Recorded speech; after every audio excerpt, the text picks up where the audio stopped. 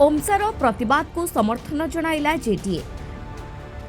सरकार समस्यार समाधान न कले आगो को कला बैच पिंधिबा सह आंदोलन तीव्र हेबो बोली चेतावनी देछि एसीबी जूनियर डाक्टर एसोसिएशन। तेबे ओमसा 10 दफा दाबी नहीं अनिर्दिष्ट काल पर्यंत राज्यव्यापी सरकारी डाक्तरखाना रे घंटाए लेखाएं ओपीडी बंद करिथिबा बेले एबे एसीबी जूनियर डाक्टर एसोसिएशन एहाकू समर्थन जणाइबाकू निष्पत्ति नेछि।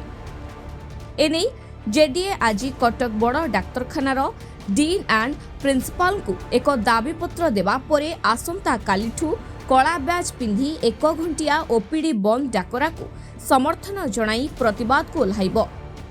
तेबे चेई सोईथिबा सरकारक निद्रा भंग हेबो बोली कहिसंती एसीबी जूनियर एसोसिएशन सभापति डाक्टर चिन्मय कुमार प्रधान।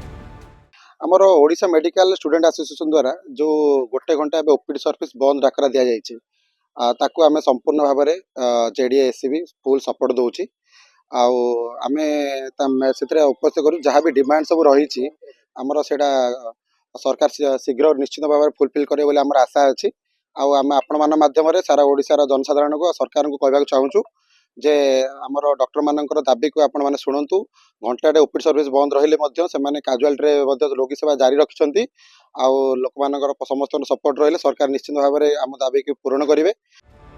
कटकरू प्रभु कल्याण पाल को रिपोर्ट धरित्री लाइव।